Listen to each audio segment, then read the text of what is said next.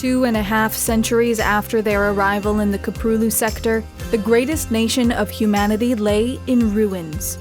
On the capital world of Tarsonis, billions of Zerg ravaged across the planet, leaving only mountains of corpses and deserted cities in their wake. Panic spread across the outlying colonies, but amid this chaos came a single rallying voice. Promising a new beginning for mankind, Arcturus Mengsk crowned himself emperor of a new nation, one that would unite the dissident factions of man into an indivisible whole, and deliver swift vengeance against the nightmarish Zerg and the calculating Protoss, a great new power known as the Terran Dominion. This state was the ultimate achievement of the Sons of Korhal, a rebel movement born out of the failed attempt to win independence for their world of the same name. When the Terran Confederacy, the Dominion's immediate predecessor, unleashed their nuclear arsenal on Korhal rather than allow it to secede, Arcturus Mengsk gathered the scattered survivors aboard the captured battlecruiser Hyperion. Fueled by the desire to fulfill the dream of his assassinated father, Mengsk led the Sons of Korhal in a series of daring hit-and-run attacks against Confederate targets, becoming the most wanted fugitives in the sector. The rebellion captivated the public and quickly grew into a symbol of liberty, fighting against the tyranny and corruption of the Confederacy. Armed with a steady influx of public support and volunteers, including defectors from the Confederate military, the Sons of Korhal built up their strength to the point where they could engage the Confederacy ship to ship and man to man in open battle. The arrival soon after of the Zerg swarm and the Protoss ended any remaining hope for the Confederacy. Caught between two warring alien races and faced with an increasingly well-equipped rebellion from within, its collapse was inevitable. The fall of Tarsonis and the declaration of the Terran Dominion under Arcturus Mengsk rallied the human forces of the Korhal sector. Despite this triumph, the actions of Emperor Mengsk began to progressively resemble those of the Confederacy, employing ruthless tactics and oppressive policies. The realization that their guiding moral principles had been betrayed alienated many of his oldest allies, including the former Confederate Marshal Jim Raynor, who, along with hundreds of disillusioned followers, abandoned the Dominion. The sacrifice of the Protoss executor Tassadar destroyed the power of the Zerg overmind, reducing the swarm into a feral and directionless, but still dangerous, remnant of their former strength. This hard-won armistice was critical for the Dominion, who were sorely in need of time to fully establish their nation and reconstruct their battered economy and industries. This peace was not to last. The arrival of the Protoss and Zerg had greatly alarmed the United Earth Directorate, which had been quietly monitoring the events of the Korhal sector since the arrival of the first supercarriers centuries earlier. Determined to wipe out any potential danger to Earth, the UED launched an expeditionary force to the distant sector, quickly occupying the worlds of the still-recovering Dominion and forcing Mengsk into exile. The Dominion forces in hiding entered into a tenuous agreement with the Queen of Blades, a former Special Forces operative who had, at one time, been the second in command of the Sons of Korhal before being abandoned by Mengsk during the fall of Tarsonis. The Alliance successfully liberated the worlds of the Dominion before the Zerg betrayed the agreement, destroyed the greatest threats to their queen's existence, and then mysteriously disappeared. The Dominion had been granted a reprieve and was finally allowed to transform the nation from a makeshift wartime emergency government to sector-wide superpower. Emperor Mengsk himself would rule from the capital world of Korhal, eventually restored and decontaminated as a symbol of Terran rejuvenation. Its capital, Augustgrad, was renamed in his honor. A strong proponent of what he termed benevolent despotism, Mengsk governed the Dominion under a system resembling an absolute monarchy, with himself as emperor. The authority of the emperor could not be restricted by any legislature, custom, or even the rule of law.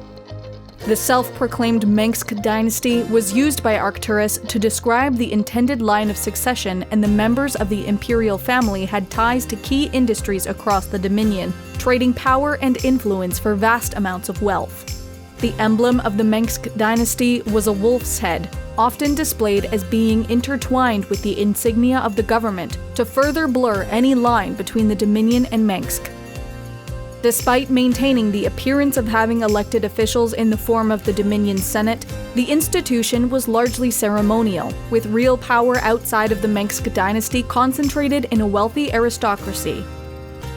The true nature of the Dominion's government was misrepresented to its own citizens through a vast propaganda campaign that frequently celebrated the Dominion as a bastion of liberty. Peace, law, order became such a popular slogan that it was adopted as the state's official motto. Governments and groups that had remained outside of Dominion control, such as the Emosian Protectorate, the remnants of the United Earth Directorate Expeditionary Fleet, Ryan's Raiders, and even the former Confederacy were branded racial traitors, while the Zerg and Protoss were portrayed as distinct threats to be feared and hated.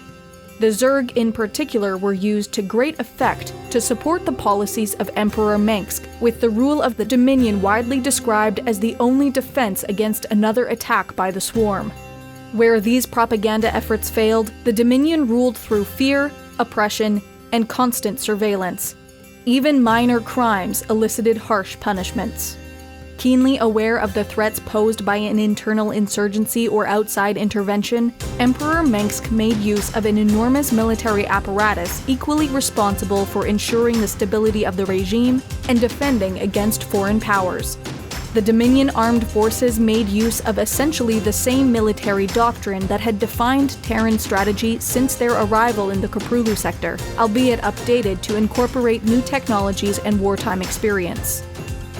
The space naval arm of the military was known as the Dominion Fleet, its task forces based around various classes of battlecruiser that constituted the largest and most capable ships ever fielded by humanity. These massive vessels were supported by various auxiliary ships, air superiority squadrons, and flights of strike craft. During planetary invasions, these ships provided aerospace support for the Dominion Marine Corps, which emphasized a combined arms approach to counter the wildly different threats of the Zerg and Protoss.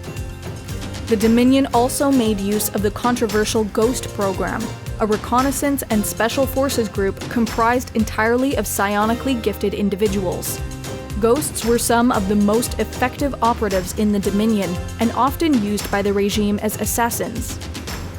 Effectively the direct successor to the original Sons of Korhal, the Dominion military ceremoniously named many of its elite units after those that had participated in the rebellion against the Confederacy. These included Alpha Squadron, Nova Squadron, and even a Marine unit named after the Sons of Korhal themselves.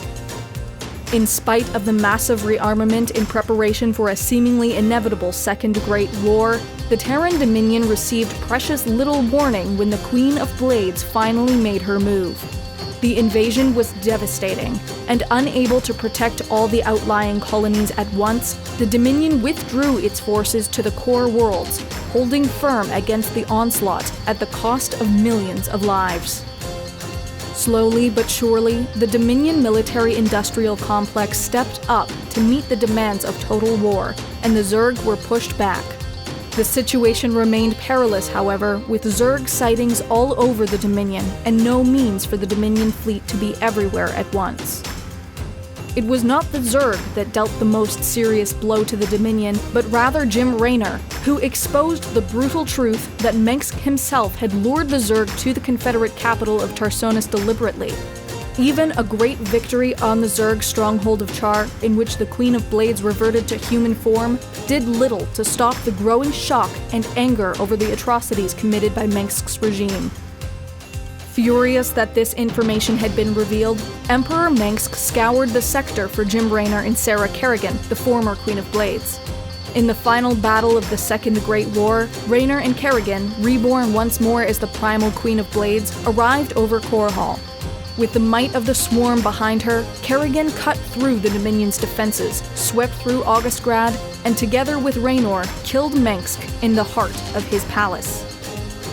With the death of his father, Prince Valerian was named emperor and dedicated himself to bring about a new beginning for his people, free of military oppression and corruption. Imperial rule was slowly dismantled, and the Dominion reformed itself into a democratic federation.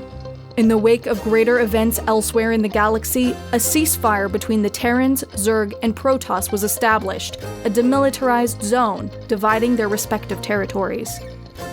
In this new era of peace and prosperity, the greatest question remains. Is this simply another interlude before the next conflict tears the sector apart? Powerful forces remain at work across the galaxy, and before too long, fleets and armies might once more be mobilized under the banner of the Terran Dominion.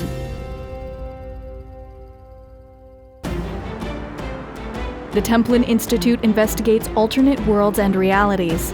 If you've enjoyed this video and would like to directly support us, vote in polls to determine future topics, and receive some cool rewards, please consider pledging to our Patreon page.